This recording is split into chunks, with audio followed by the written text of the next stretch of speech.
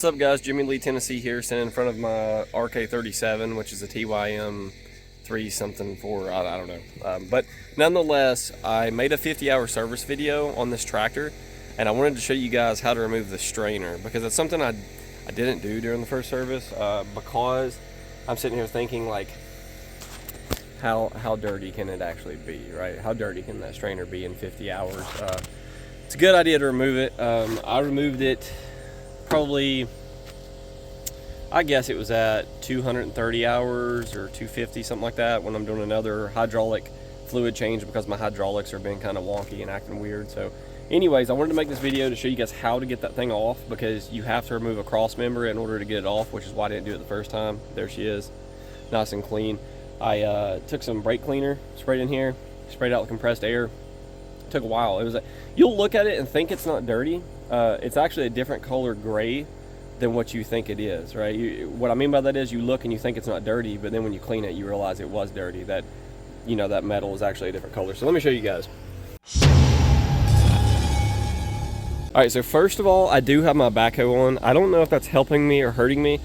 I'm going to say it probably is helping. I've got the downriggers or outriggers down a little bit, and I've got the bucket sitting on the ground. I'm on level-ish ground. Got my bucket supported. I did lift the tractor with the hydraulics to change the oil.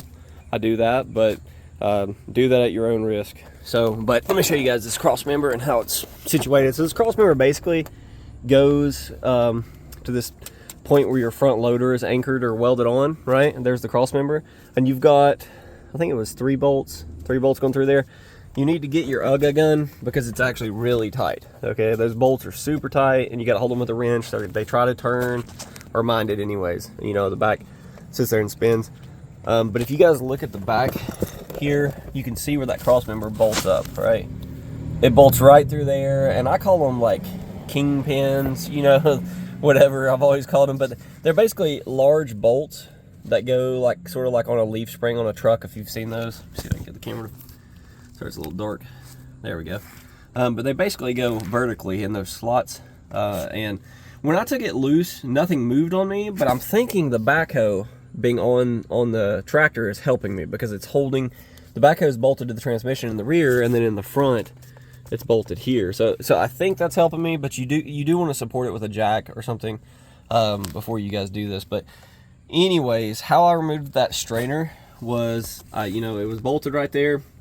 Took those bolts out and took the clamp off of the hose and slid it back, and then what I had to do was pry up super hard on the pickup tube here and just pull that strainer out like straight up. Now you'll think it's kind of hung, something's holding it, because it's a very, very tight tolerance fit in there. It's machined pretty true, honestly. So I was trying to pull it out, it was unbolted and it felt loose, but it just had to be, you know, worked out. I worked one side then the other with some screwdrivers, you know, till I got it to pull out. But make sure you guys clean that on your 50-hour service if you can. I definitely didn't, just because I didn't want to have to remove this cross member. But I think the backhoe, you know, you can see it here, it's kind of in the way. I didn't take the wheel off.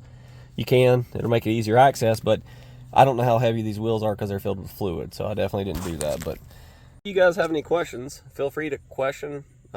Wait, I didn't get that right. If you guys have any questions, feel free to post them below, or comments. I know that somebody's going to tell me I'm doing this wrong and you don't have to do something, or you can do it so much easier, but this is just to help those people that aren't sarcastic or aren't trolls. So that's how you get that strainer out.